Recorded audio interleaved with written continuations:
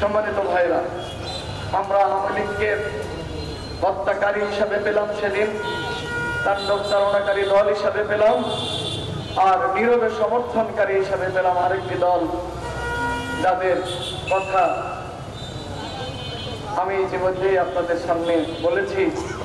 নাম না বললেও বা নাম বললেই বা দোষ কি, সেদিন জাতীয় জোটের অন্যতম বড় দল ছিল বিএনপি।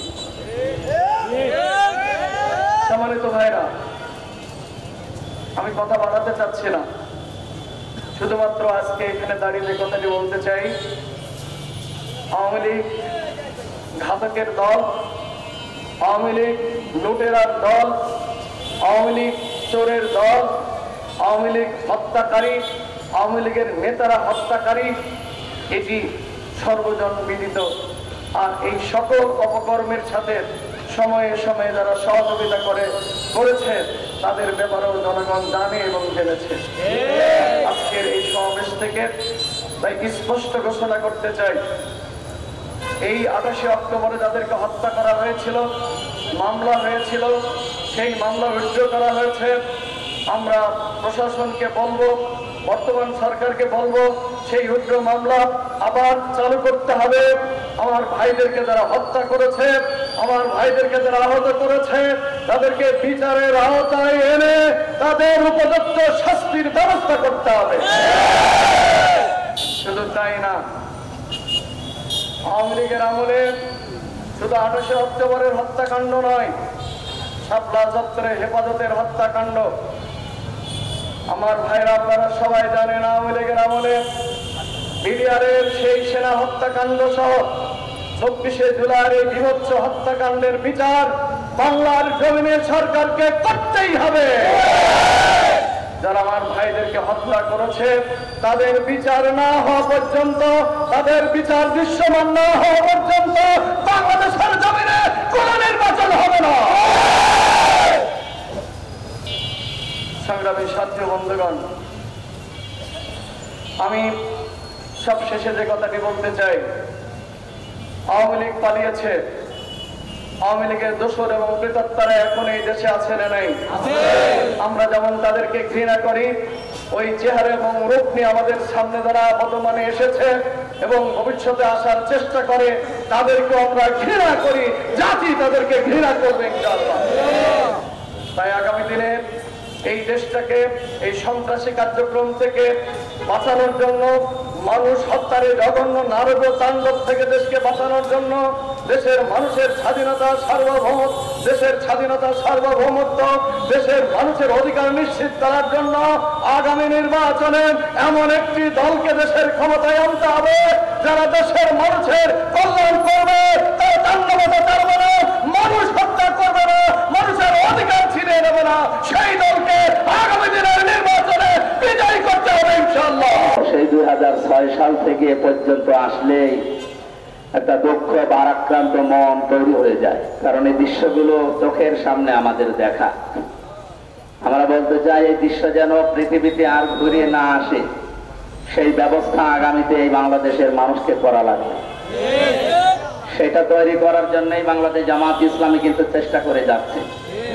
আমরা যে নির্বাচনের আগে পিআর পদ্ধতির কথা বারবার বলি, জুলাই সনদ জাতীয়করণের কথা বারবার বলি, এটা তো মানে খেলা করার জন্য না, এর প্রত্যেকটি বিষয়ের বাস্তবতা। এবার যদি পিআর পদ্ধতিতে নির্বাচন না হয়, যারা আসবে আপনি দেখবেন 28 অক্টোবর তারা আবার তৈরি করতে পারে। এখানে 31টা দলের যেখানে 25টা দল অলরেডি এখানে মত দিয়েছে, আমরা চাই এই মতামত কার্যকর করি। আগামীতে লোকে বৈঠা বা এই 28 অক্টোবর যেন বাংলাদেশে কেউ ফিরিয়ে নিয়ে আসতে না পারে, সেই ব্যাপারে সর্বাত্মক চেষ্টা আমাদের দল মত নির্বিশেষে করা। বিশেষ করে এই দৃশ্যটা চোখের সামনে ভাসে জসিম ভাইয়ের, এইটা একটা জীবিত মানুষকে যারা পিটিয়ে মেরে ফেলতে পারে, তারা আর পারে নাকি বলেন তো? কোরআনে কারিমে তাদের ব্যাপারে ডাইরেক্ট ঘোষণা দিয়েছেন, আমায়াকুল মুমিনাম মুতাআম্মিদান ফাজাযাউহু জাহান্নাম। পৃথিবীতে কোনো মানুষ যদি একটা মানুষকে মুমিনকে মেরে ফেলে, হত্যা করে, তার প্রথম পুরস্কার আল্লাহ দেবে জাহান্নাম। সুতরাং 28 অক্টোবর থেকে শুরু করে এ পর্যন্ত মানুষ হত্যার সাথে ডাইরেক্ট ইনডাইরেক্ট যারা জড়িত, আমরা আল্লাহর ঘোষণা দ্বারা আপনাদের জানাতে পারি, তারা প্রত্যেকেই জাহান্নাম। 28 অক্টোবর থেকে যে মানুষগুলো দুনিয়া থেকে বিদায় নিল, এদের পরিবারের কাছে যদি দিয়ত দেওয়া না হয়, পরিবারের কাছ থেকে যদি নিঃশর্ত ক্ষমা পাওয়া না হয়, তাহলে যারা এর সাথে জড়িত, আমি বলতে পারি হাসিনা সহ যারা জড়িত প্রত্যেকে জাহান্নাম। এটাকে আমি বানিয়ে বলছি? কোরআনে কারীম সূরা নিসা 93 নম্বর আয়াত। এটার ভেতরে তো আর কোনো মিথ্যার সংমিশ্রণ নেই। সুতরাং আপনারা জাহান্নাম থেকে মুক্ত হতে হলে এ বাংলাদেশে 54 বছরে যে যাকে হত্যা করেছেন, প্রথম তার শাস্তি হচ্ছে দিয়ত দেওয়া লাগবে, জরিমানা দেওয়া লাগবে। আর পরিবারের লোক বলে, যদি বলে যে 50 লাখ করে টাকা দেন আপনাকে মাফ করব, আপনাকে তাই দেওয়া লাগবে।